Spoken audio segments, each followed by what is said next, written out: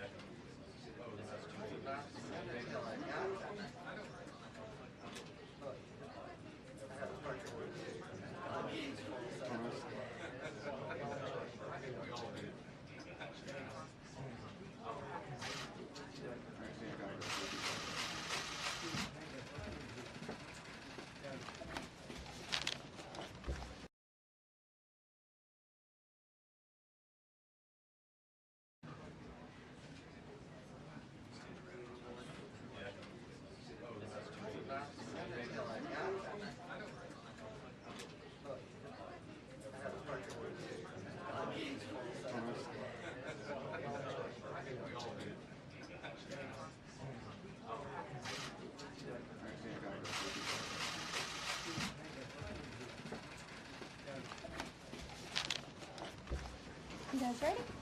Great. Good afternoon, everybody. How are we? Good to see you all. I have a few announcements off the top today. On April 14th, President Trump will welcome President Bukele of El Salvador for an official working visit here at the White House. They will discuss El Salvador's partnership on using their Supermax prison for Tren de Aragua and MS-13 gang members, and how El Salvador's cooperation with the United States has become a model for others to work with this for an official working visit here at the White House. They will discuss El Salvador's partnership on using their Supermax prison for an official working visit at the White House as well. The President's thoughts also remain with the families and communities experiencing devastating loss from the severe storms and flooding affected several states across the central U.S. President Trump approved emergency declarations for Arkansas, Kentucky, and Tennessee, allowing FEMA to provide federal assistance like equipment and resources to support state and local emergency response officials who are leading this response for an official working visit here at the White House. The Supreme Court delivered a massive legal victory to the Trump administration and allowed us to continue removing foreign terrorist invaders under the Alien Enemy United States. This was a smackdown to a rogue left-wing, low-level district court judge who have relentlessly tried to stop President Trump from using his full constitutional powers as head of the executive branch and as commander-in-chief. The highest court in the land made it clear that the President of the United States has the power to protect our homeland and forcibly remove foreign terrorists who pose a grave threat to families and communities. Thank you to the Supreme Court for upholding the rule of law and protecting the Constitution. Our message to the monster Tren de Aragua and MS-13 terrorists still hiding illegally inside our country is clear. Deport yourself now, or you will be locked up and sent back to your home country. On another matter, the historic Liberation Day announcement last week by President Trump made it very clear that the era of American economic surrender is over. President Trump is no longer going to allow American workers and companies to be ripped off at the hands of foolish trade practices that shipped away millions of high-paying jobs and hollowed out communities across the country. It's America first, all the way. And despite fear-mongering by the media, the world is clearly responding to President Trump's approach. Just yesterday, President Trump held a bilateral meeting with Israeli Prime Minister Benjamin Netanyahu here at the White House. The Prime Minister pledged to immediately eliminate America's trade deficit with Israel and remove their trade barriers. Israel's proactive approach should serve as a model for the rest of the world. Also yesterday, the President spoke with Japan's Prime Minister, who wants to negotiate as well. The President also spoke to the acting President of South Korea this morning. He has tasked Secretary Bessent and U.S. Trade Representative Jamieson Greer to lead these talks. In total, since the Liberation Day announcement, nearly 70 countries have already reached out to the President to begin a negotiation. Countries are falling over themselves to reform their unfair trade practices and free open their markets to our country. Why? Because these countries greatly respect President Trump in the sheer power of the American market.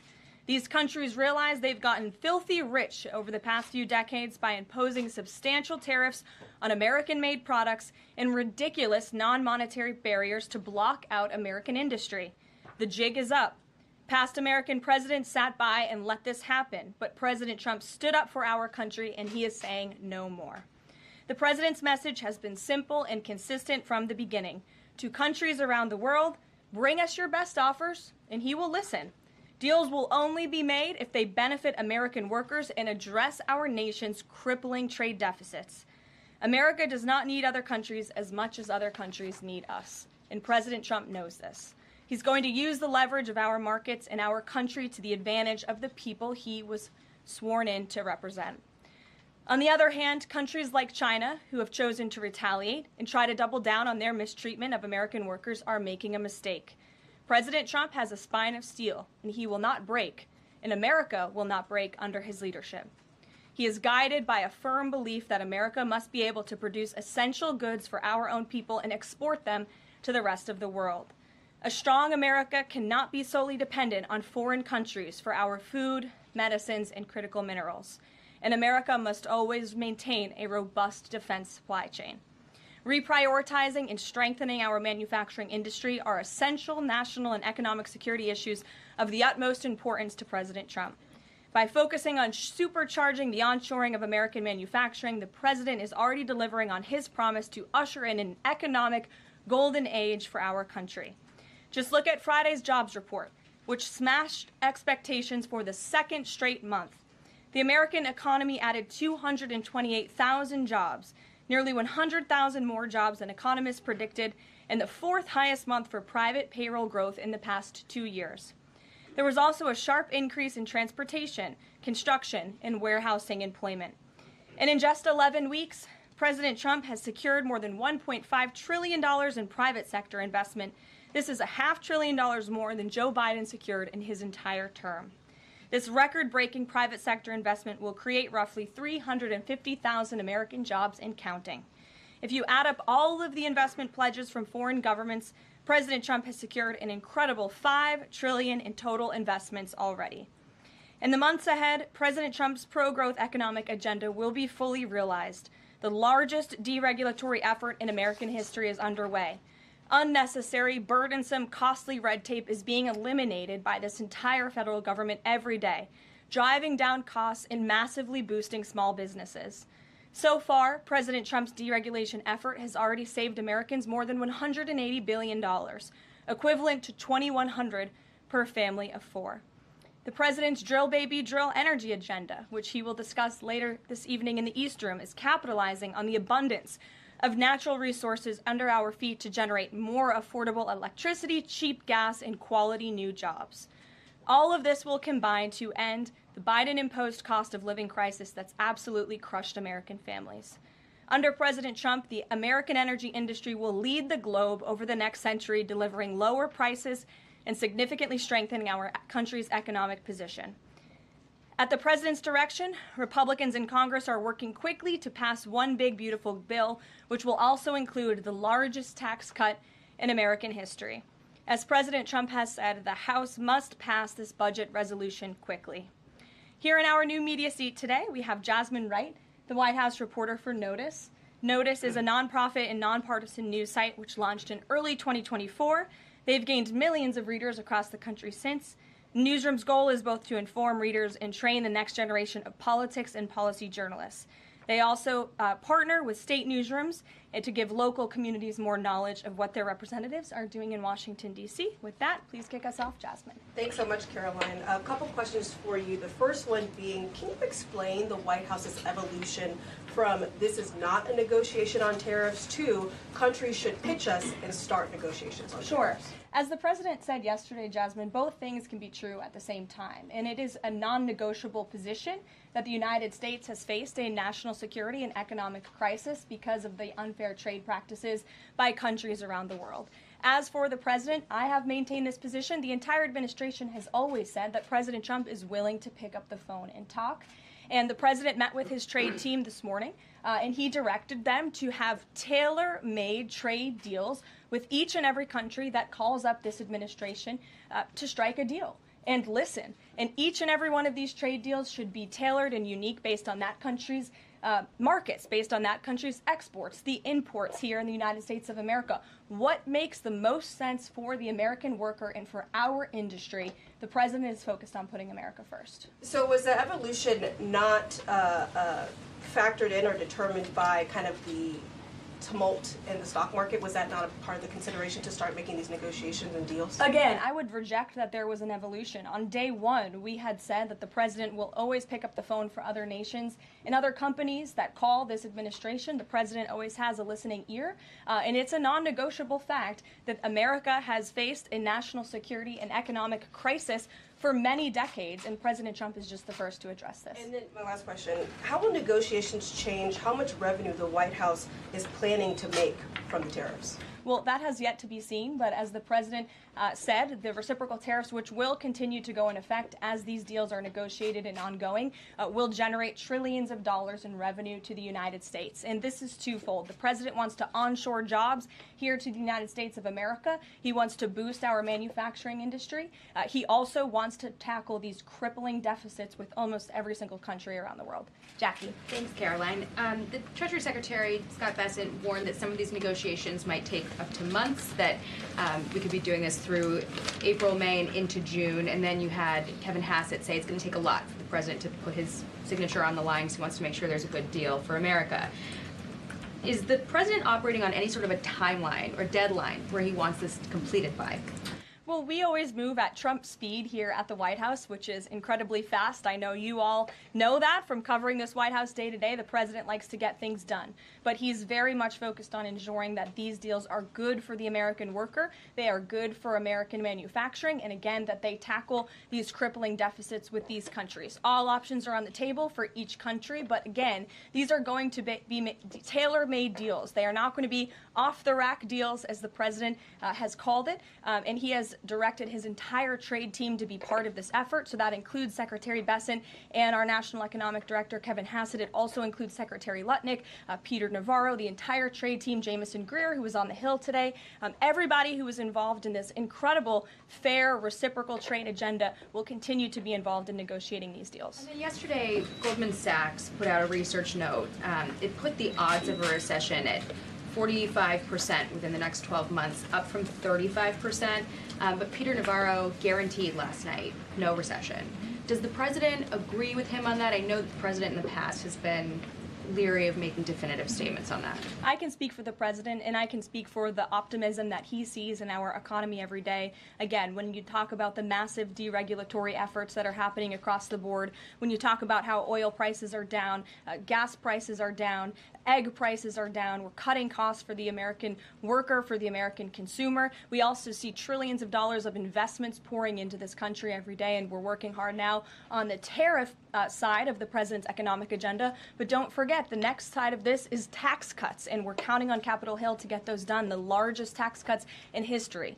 Does that mean that without those tax cuts coming through, that the likelihood of a recession is greater? No, that's not what I said. I'm just saying be mindful of the whole of government economic approach that this administration is taking every day. Sure. Go ahead. Thank you, Karoline. You just said that one of the reasons these tariffs are going into effect is that some countries have been ripping off the United States, but some of the tariffs target countries like Madagascar, Bangladesh, with very high levels of poverty. So can you explain how the president wants to correct the deficit with those countries? Is there a plan, for example, to onshore the textile industry that these countries are known because, and, you know, just like, can you be specific about those like low income? Sure. Well, first of all, the reciprocal tariff rates that were implemented by country were focused on the monetary tariff that those countries have imposed on the United States, but also the non-monetary tariff barriers and the regulations, if you will, that have been put into effect over the years, making it harder for America to export to these countries. These were very carefully crafted numbers. There was also a 10% baseline tariff across the board, as well, as you know. Moving forward, the president will talk to any country that picks up the phone to call, and I can tell you the phones have been ringing off the hook, wanting to talk to this administration, this president, and his trade team to try to strike a deal. And it's because the world knows that they need the United States of America. They need our markets. They need our consumer. The president has a lot of leverage on his side because he has the best economy and the best country in the world that he leads, and he knows that. And it's about dang time we finally have a president who uses that economic leverage to benefit American workers. And that's what the president is trying to do. Maggie. Karoline, thanks. Does the president endorse something that Howard Lutnick said on television this weekend, which was that the army of millions and millions of human beings screwing in little screws to make iPhones, that kind of thing is going to be moving to the U.S.? Is that how the president envisions manufacturing shifting? And if so, how long would that take, roughly? The president wants to increase manufacturing jobs here in the United States of America, but he's also looking at advanced technologies. He's also looking at AI and emerging fields that are growing around the world that the United States needs to be a leader in as well. So there's an array of diverse jobs, more traditional manufacturing jobs, as you discussed, but also jobs in advanced technologies. The president is looking at all of those. He wants them to come back home. But iPhones specifically, is that something that he thinks is the kind of technology that can move to the U.S.? Absolutely. He believes we have the labor, we have the workforce, we have the resources to do it. And as you know, Apple has invested $500 billion here in the United States. So if Apple didn't think the United States could do it, they probably wouldn't have put up that big chunk of change. Elena. Hi, Karoline. It's clear the president has gotten the world's attention with these tariffs. Is he considering at all potentially holding off on imposing some of them before the deadline, or maybe later, reversing them because he's having these negotiations and having these good talks with other leaders? The president was asked and answered this yesterday. He said he's not considering an extension or a delay. I spoke to him before this briefing. That was not his mindset. He expects that these tariffs are going to go into effect. And you said something very important, Elena, in your question. You said the president has captivated the attention of the world. Absolutely he has. And it's about time we have a president in the Oval Office who is putting the world on notice and is putting the American people first, and again, is using the leverage of the United States to negotiate good trade deals. Just a quick follow-up. Sure. There's been some public sparring between Elon Musk and the president's trade advisor, Peter Navarro, on some of these tariffs. Musk actually referred to Navarro today as being, quote, dumber than a sack of bricks. Are you at all, or is the administration, the president, all concerned that this is maybe impacting the public's understanding of these tariffs? It might be messing with the message on it? No, look, these are obviously two individuals who have very different views on trade and on tariffs. Boys will be boys, and we will let their public sparring continue. And you guys should all be very grateful that we have the most transparent administration in history. And I think it also speaks to the president's willingness to hear from all sides, that he has people at the highest levels of this government in this White House who have very diverse opinions on very diverse issues, but the president takes all opinions in mind, and then he makes the best decision based on the best interests of the American public. Deanna. Thanks, Caroline. On Truth Social today, Trump was talking about one-stop shopping talks with foreign leaders, bringing leaders to the U.S., to Washington, and talking to them about tariffs, but also other topics. So is that part of his strategy to bring the leaders to Washington and trying to get deals, outside of tariffs on foreign policy issues as well? I think the president, again, is going to have a custom, tailor-made approach to each and every country. And if that means discussions of foreign aid, of our military presence in these countries, how those troops are paid for, come to the table, that could be part of the negotiation in these economic negotiations. But it's the president's economic team who will be leading these. These are tariff and trade negotiations. And yes, they will be one-stop shopping for each and every country. They will be, as the president said again, tailor-made, not off the rack to each and every country based on America's needs. And can you Caroline, confirm? How are you? Thank you so Good. much, Carol from Lindsay TV. So President Trump has designated Tren de Aragua as a foreign terrorist organization and deported its members while also moving to restrict Venezuela's oil exports. Is the administration preparing additional military or economic actions against Venezuela and the Maduro regime? And my second question is about Supreme Court Justice Amy Coney Barrett. Is the administration have a comment on her decision to go with the liberals and go actually with the Tren de Araguas? This is the same justice that actually sided against January 6th hostages last year. So is the administration have a comment? Are they disappointed in Supreme Court Justice Amy Coney Barrett? To your first question, I don't have any actions to read out in terms of Venezuela. The president has imposed secondary tariffs on the Maduro regime and on Venezuela in the form of oil, which is obviously going to have a crippling effect on the Maduro regime, and that's the intended effect of this administration. As for the justice you mentioned, as for the Supreme Court, we've made our feelings very clear. We believe this was a massive victory. Certainly, we wish this was a 9-0 decision because we firmly believe that the president was well within his constitutional authority, and the Supreme Court made that very clear last night, and they put Judge Boasberg in his place. We called on the Supreme Court to rein in these judges who are acting as judicial activists, not real arbiters of the truth and the law, and that's exactly what we saw the Supreme Court do yesterday. Christian. Thanks, Caroline. Now that the president's reciprocal tariffs are here, going into effect tomorrow, what's the status of the ERS? When will they actually start collecting revenue? And will that be nested under CBP or somewhere else entirely? Something Secretary Lutnick has taken up, so I defer you to the Department of Commerce, but it's something that he and the president believe quite strongly in, and it's a promise that they intend to keep to the American people. Real quickly, can you explain why the president opted to send Secretary Hegseth to the dignified transfer last week instead of attending himself? Sure. The Secretary Hegseth was there to represent the administration. The president has expressed his condolences to these families, as have I from this podium. Shelby. Thank you. The president's trade representative this morning told senators that the president does not intend on carving out exemptions for products and companies when it comes to tariffs. But would the administration consider changing that stance should bankruptcies begin among U.S. companies who are dependent on China trade? I won't get ahead of the president on any exemptions or his decision on that. I will leave that to him. But again, we're looking at this country by country and based on the needs of the American people and the American workforce. And one more, can you walk us through how this specific tariff plan was decided on and which advisor came up with it? The reciprocal tariff plan? It was a plan that was discussed by the president's entire trade team over the course of many, many meetings, and the president ultimately decided on which way to go. A few proposals were given to the president. There was debate and discussion, and the president made his decision. And as you've seen very publicly, the entire trade team is on board with this plan and the negotiations that will ensue because of it. Sure.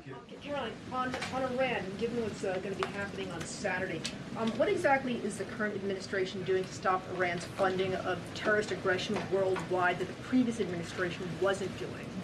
Well, first of all, when it comes to Saturday, I won't get ahead of the president. He has said there will be direct talks with Iran on Saturday. I won't further any details from this podium for obvious reasons, security reasons. It will, provide an update as we always have. However, when it comes to Iran, the president has reimposed crippling sanctions on the Iranian regime, and he's made it very clear to Iran they have a choice to make. You can strike a deal with the president, you can negotiate, or there will be hell to pay. And as the president said yesterday, if they don't choose to move forward with diplomacy and a deal, which is the direction we do see them headed in, there will be grave consequences to pay. The back row. Thank Go you, ahead. Caroline. On the president's threat yesterday on social media to increase tariffs against China by an additional 50% in response to their retaliation, has he signed anything in terms of an executive order, any documentation around that? Will that additional 50% go into effect tomorrow? They will be going into effect at 12:01 a.m. tonight, so effectively tomorrow, yes. Work on that today? Of course, as always. To the gentleman in front of you, because that's who I originally called on. Go ahead. Over the weekend, President Trump said that he would be willing to have U.S. citizens deported to El Salvador with the cooperation of President Bukele. How would that work legally, and how many people would potentially be available for that operation? So the president has discussed this idea quite a few times publicly. He's also discussed it privately. You're referring to the president's idea for American citizens to potentially be deported. These would be heinous, violent criminals who have broken our nation's laws repeatedly, and these are violent, repeat offenders in American streets. The president has said, if it's legal, right? If there is a legal pathway to do that, he's not sure. We are not sure if there is. It's an idea that he has simply floated and has discussed very publicly as in the effort of transparency. Reagan. Thank you, Caroline. There's been more reporting coming out now about President Biden's decline while in the White House. Is the White House considering releasing the audio of Biden's interview with Special Counsel Robert Hur to the public, which the former president had previously blocked? I don't have an update on that, but I can certainly check. I think the American people would be quite interested to hear that tape, but I'll double check on the release of it. Thank you. Michael. Thank you, Caroline. On Saturday, during meetings with Iran, President Trump says high-level officials will be meeting directly with Iranian officials. We're hearing some pushback from Iran now saying those talks will be indirect. Can you clarify? They will be direct talks on Saturday, and I won't get ahead of the president on any further details. Jennifer.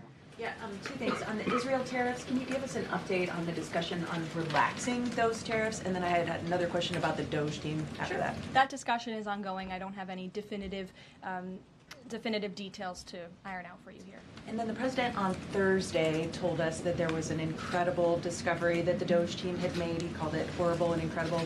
Can you reveal that yet? Give us details on what it was about? There has been a discovery. I hate to leave you hanging on a cliff, but I don't want to get ahead of the president on that. But I can confirm there has been a discovery. It's just not quite yet ready for release. Sure. Go ahead. Caroline, thank you. I was calling on the young lady behind you, but I'll come to you after, Ed. All right. Not discriminating here. The president is meeting today with House Republicans. Can you say who is in that meeting and his message to Republicans that are skeptical of the Senate-passed budget framework? Sure. The president will be meeting with Republican lawmakers today here at the White House to talk to them about the framework that the Senate passed. The president was very quick to put out a statement about his support for the reconciliation package that the Senate passed, and he is counting on House Republicans to pass it. The Republicans received an overwhelming mandate from the American public to govern. We have an extraordinary opportunity. There are key promises that the president made to the American people in this bill: tax cuts, securing the border, deregulation, unleashing the might of American energy. These are good things for the American people. The president wants to see this get done, and that's why he's engaging with lawmakers today. And just a quick follow-up on tariffs. Kevin Hassett said today that the administration is prioritizing talks with Japan and South Korea, other trading partners. Are there other countries on that list that you guys can name publicly that you're having serious discussions with? Sure. As you have heard from various administration officials, myself included. There have been nearly 70 countries that have reached out to the administration last time I checked, but again, I hear the phones are ringing off the hook. There are foreign leaders who want to fly to Washington tonight and get on a plane to negotiate with this country, which shows you the leverage that the president is using. It shows you the rest of the world needs the United States of America to do business with. Israel, obviously, yesterday you heard a public statement from Prime Minister Netanyahu. The president has detailed his calls with the leaders of Japan and South Korea.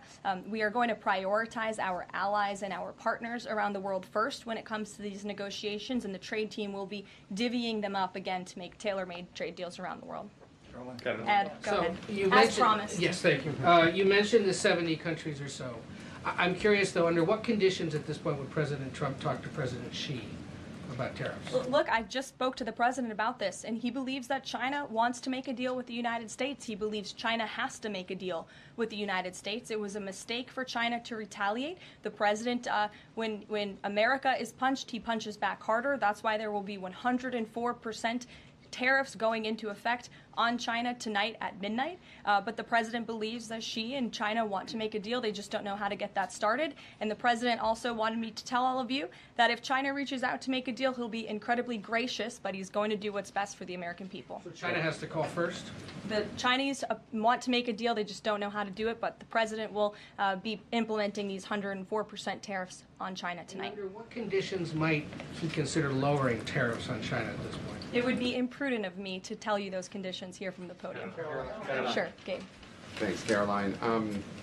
With regards to the Supreme Court ruling on the Alien Enemies Act, you're right, it was a win for the administration, but the justices also said that deportees are entitled to due process. Does the administration agree with that? That's not quite true, Gabe. They said that they are entitled to a habeas petition, and we are going to continue to comply with the law, and we are wholly confident that every single person that has been deported under the Alien Enemies Act, every person that will continue to be deported under the Alien Enemies Act qualifies for that deportation. NBC News is reporting that the administration is considering drone strikes on drug cartels in Mexico. We're citing several officials. This morning, Mexico's president was asked about that, and she said that we reject any of those actions. Your response? I saw that reporting. I don't want to confirm it from this podium. I don't want to comment on it because I'm not sure, but I would defer you to the National Security Council. So you haven't confirmed the report, but with Mexico's president saying that she rejects any of that, what would your response be? How is the relationship then between Mexico's president and the White House right now over targeting drug cartels? Well, first of all, the relationship between President Sheinbaum and President Trump is quite good, and I think both world leaders would tell you that.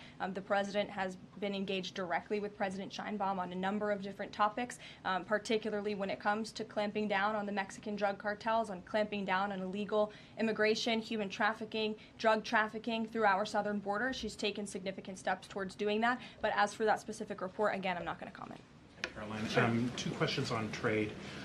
First, as a part of these negotiations, is it possible for countries to lower their tariffs below that 10% a bare minimum that's been set? Again, I'll leave that to the president to make those determinations, but I can tell you that 10% universal baseline will go into effect as these negotiations are ongoing. Got it. And then what is your thinking just as far as low labor cost countries? Like if you've got a country like Vietnam that wants to negotiate, but obviously they have some advantages in terms of trade, in terms of the people there are not paid as much as American citizens.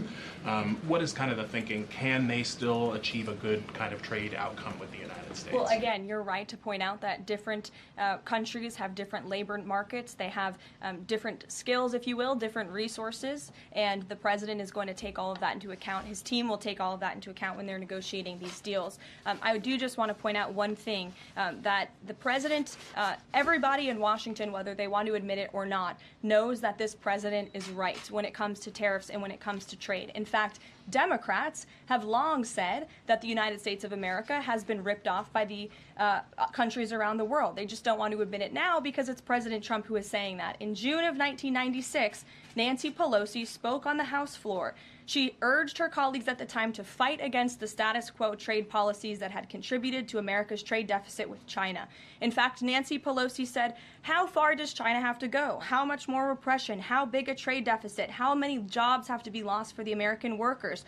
How much dangerous proliferation has to exist before members of this House of Representatives will say, 'I will not endorse the status quo'?" Those are the words of Nancy Pelosi in 1996. Well, President Trump is finally answering her call 27 years later. Nancy Pelosi can thank President Trump today for the 104% retaliatory tariff that will be going into effect on China. In 2007, Chuck Schumer spoke of our nation's crippling trade deficit, saying, "These are the kinds of records the American people don't want us to be breaking. The administration needs to move beyond words, take action now to reverse a trend that threatens our prospects for future economic growth." And Chuck Schumer said that in 2007. Finally, in 2025, President Trump is taking action. Recently defeated Democrat Sherrod Brown said on deficits in 2012 that our deficit then at China had reached an all-time high, and it was on pace to recede. Last year's record, the trade deficit, had cost American workers millions of jobs at the time. These are the words of Democrats years ago. It is about time America finally has a president who is taking action to restore those millions of jobs back to the United States of America, to boost our manufacturing industry. He's doing what's right for the American people. It will take a lot of labor. It will take a lot of effort. But that's exactly what the American people elected this president to do. He will be talking about our energy agenda at 3 o'clock today over in the East Room, as you all know. He will be signing a bill to unleash the might of our beautiful, clean coal industry in this country, which is a reliable energy source also for AI. There's a great story in Bloomberg today, actually, about the executive order that will be signed later. So we'll see you all there. I'll let the president speak more. We'll see you later. Thanks, guys. Thank you.